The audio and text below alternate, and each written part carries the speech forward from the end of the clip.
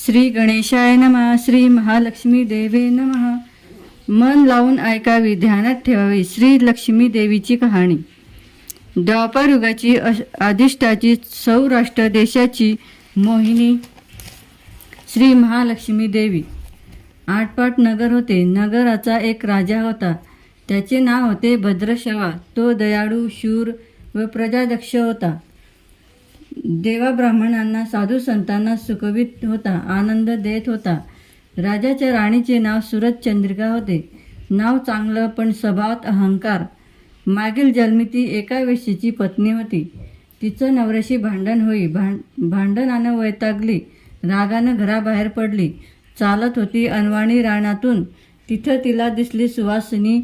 त्या करीत होत्या लक्ष्मी व्रत. ते तिने पाहिले. त्यांच्याबरोबर तिनेही व्रत केले. दुःख विसरली. दारिद्र्य गेलं. परिस्थिती सुधारली. देवीची भक्ती फळाला आली. कालांतराने ती मरण पावली. पुढे तिचा पुनर्जन्म झाला. स्त्रियांचाच जन्म पुन्हा मिळाला, पण भाग्य उजळले.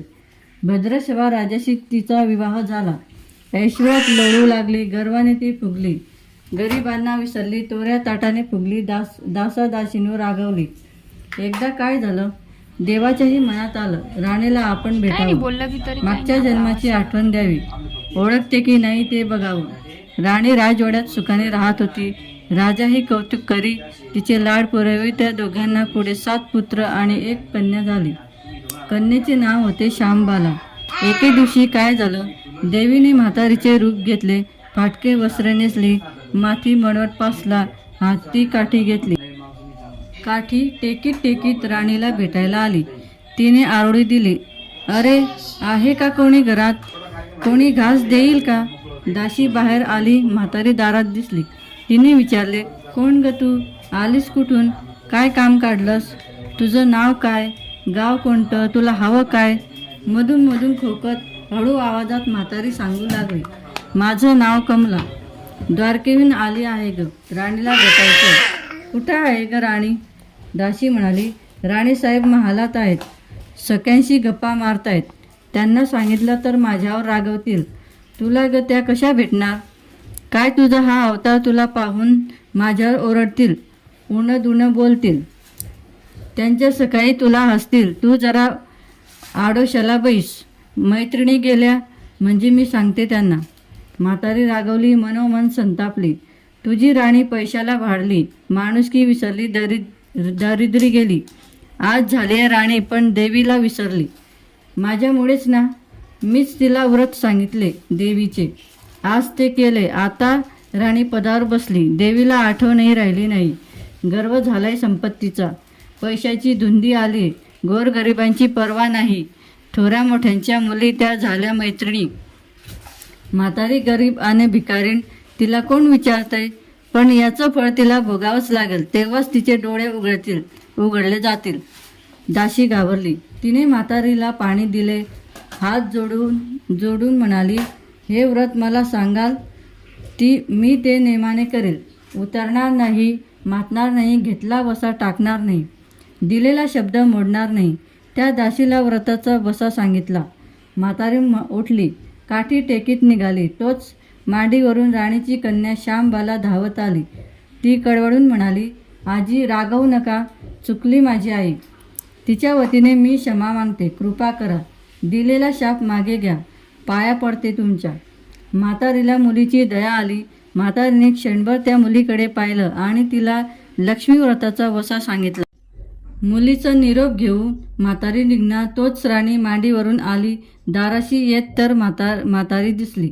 राणी ओरडली, ए थेरडे, कशाला ग आलीस? जा इथून. उठ म्हणतेस ना. जातेस की नाही? दुसरं घर नाही दिसलं तुला? म्हातारीने संतापाने घराघरा डोळे फिरवले. कपाळावर आठ्या पसरल्या. ती तडक घराबाहेर पडली. दाशीने लक्ष्मीव्रत केलं. तिची स्थिती सुधारली. दाशी पण गेलं. संसार सुखाचा झाला. पुढं मार्गशीर्ष महिना आला. पहिल्याच गुरुवारी श्यामबालेने लक्ष्मीव्रतास सुरुवात केली. सगळे नेम धर्म पाळले. 4 गुरुवारी तिनं लक्ष्मीव्रत केले. शेवटच्या गुरुवारी यथासांग उद्यापन झाले. सिद्धेश्वर राजाचा पुत्र मालधर, त्याच्याशी श्यामबालेचा विवाह झाला. राजवैभवातील श्यामबाला राजवैभव मिळालं. हा होता लक्ष्मी व्रताचा प्रभाव. सुख समाधाने संसार चालू होता. भद्रशिवा व सूरजचंद्रिका राणीचे मात्र भाग्य फिरले. शत्रूंनी राजावर चाल केली. भद्रशिवाचं राज्य लुबाडलं. सूरजचंद्रिकेचं राणीपद गेलं. भद्रशिवाला वाईट वाटलं. पूर्वीचे दिवस आठवले. रानावनात फिरून राजा राणीने कष्टाने दिवस काढत होते. भद्रशिवाला कन्येला भेटावयास वाटलं. तो एकटाच निघाला. चालून चालून दमला. नदीकाठावर विश्रांतीसाठी थांबला. नदीकडे येताना राणीच्या दासीने भद्रशिवाला पाहिले. घाईघाईने ती राजवाड्यात गेली. राजाला सांगितले. मालधराने माणसं पाठवली.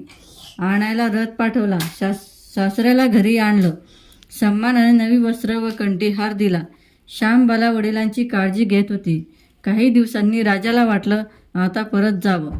जावयाला तसं त्याने सांगितलं. मुलीचा निरोप घेतला. जावयाला मोहरा भरलेला हंडा नोकराकडे देऊन राजासोबत पाठवलं. राजा घरी परतला. चंद्रिकेला भेटला. हंडा पाहून ती आनंदली. घाईने तिने झाकण काढलं. आत बघते तर काय तिच्यात कोळसेच दिसले. सूरजचंद्रिकेने कपाळावर हात मारला. नशिबाला दोष दिला. नवऱ्याला सांगितलं. ते ऐकून तोही चकित झाला. दुःख पाठलाग करीत होतं. दरिद्र सरत नव्हतं. चिंतेचे सावट पसरत होते. काळजीचा वणवा भटकतच होता. सूरजचंद्रिकेचा एक एक दिवस सुखाचा जात होता. एके दिवशी तिला मुलीला भेटावं, डोळे भरून पाहावं वाटलं. नशिबाचे भोग भोगायचे आहेत. सूरजचंद्रिका घरून निघाली. मुलीच्या सासरी पोचली. तो दिवस गुरुवारचा होता. नदी तीरावर जरा वेळ बसली. दमली होती. त्याच वेळी एक दासी नदीवर आली. तिने राणीच्या आईला ओळखलं. घाईने ती महालात गेली. राणीला निरोप दिला. तुमची आई आली आहे. नदी किनारी बसली. खूप दमलेली दिसली. तिला आणायला कुणीतरी पाठवा. श्यामबालेने सारथासोबत रथ नदीकडे पाठवला. आईला घेऊन यायला सांगितलं. आई रथात बसून महालात आली. आईला बघता श्यामबालेने आनंदाने मिठी मारली. मुलीचं वैभव पाहून तिनं मन तृप्त झाले. तोंडून शब्द फुटेना. आईचे स्नान केले. मुलीने तिला पैठणी दिली. सोन्या मोत्यांचे दागिने दिले. आईचे रूप अधिकच खुललं. दुपारची वेळ झाली. श्यामबालेने भक्तिभावाने लक्ष्मीची पूजा केली. आरती झाली. धूपदीपाचा वास दरवळला. श्यामबालेचा कडकडीत उपवास होता. भोजनाची तयारी झाली. तिने आईला जेवायला बोलवले. सूरजचंद्रिका पाटावर येऊन बसली. पण ती एकदम शांत होती. तिला मागचा जन्म आठवला. लक्ष्मी देवीच्या कृपेने या जन्मी ती राणी झाली होती. ती म्हणाली, श्यामा, मी देखील तुझ्यासोबत उपवासच करेल. श्यामा म्हणाली, ठीक आहे. मार्गशीर्ष महिना होता. मुलीने 4ही गुरुवार व्रत केले. आईने पाहिलं. तीही उपवास करू लागली. देवीला भक्तिभावाने प्रार्थना करत होती. महिना संपला. घरी जायचा विचार ठरला. पोचवायला श्यामबाला सोबत गेली.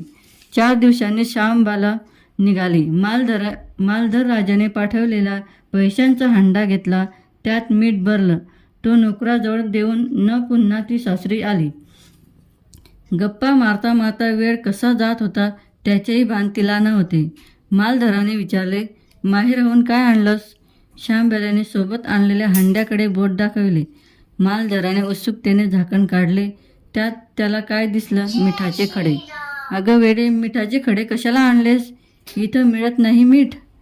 मीठ मिळत नाही ना? पण हे मीठ माझ्या वडिलांच्या राज्यातलं आहे. वडिलांचं राज्य सौराष्ट्रात होतं. त्या शेजारच्या समुद्राचं आहे हे मीठ. समुद्र तीरावर दूरवर माझ्या वडिलांचं राज्यच होतं. आज श्यामबालेच्या सांगण्यातली खोच राजाने हेरली. तो विचारात गुंतला. श्यामबाला म्हणाली, हे मीठ जीवाचं अमृत आहे. अन्नाला चव येते ती मिठानंच. मीठ नसलेला पदार्थ आणि ज्याचे मीठ खावे त्याच्याशी इमानी असावी. त्याचं रक्षण करावं. कामात कसूर झाली तर प्रसंगी प्राणही द्यावे. मालधर राजा निश्चयाने उठला. त्याने आपले सेवक सासऱ्याकडे पाठवले. त्यांना बोलावून घेतले. भद्रशिवाला काय झालं कळलं नाही. ताबडतोब तो जावयाकडे निघाला. दोघांची गुप्त बैठक झाली. विचार पक्का ठरला. भद्रशिवाने अनुमती दिली. मालधराने मुख्य सेनापती तात्काळ भेटण्यास बोलवले. सेनापती आले. त्यांनी मालधराला वंदन केले. आज्ञा करावी महाराज, ते म्हणाले. भद्रशिवांचे राज्य जिंकलेल्या शत्रूवर आपण ताबडतोब स्वारी करा. प्रत्येक सैनिकाच्या हातावर हंड्यातल्या मिठाचा एक खडा ठेवा. शपथ घेऊन प्रत्येकाला झुंजायला सांगा. राजाची आज्ञा झाली तशी सेनापतीनं व्यवस्था केली. दुसऱ्या दिवशी सोबत सेना घेऊन बेसावध शत्रूवर चाल केली. शत्रूच्या राज्यावर सारे सैन्य तुटून पडले. मालदराचे सैन्य बेमान लढत होते. शत्रू सैनिक जमिनीवर कोसळत होते. सूर्य पश्चिमेकडे जात होता. अंधार हळूहळू पसरत होता. शेवटी मालदराच्या सैन्याचा शत्रूचा पडसा पाडला. अपूर्व विजय मिळवला. भद्रशवाचे राज्य पुन्हा मिळालं. मालदराला व श्याम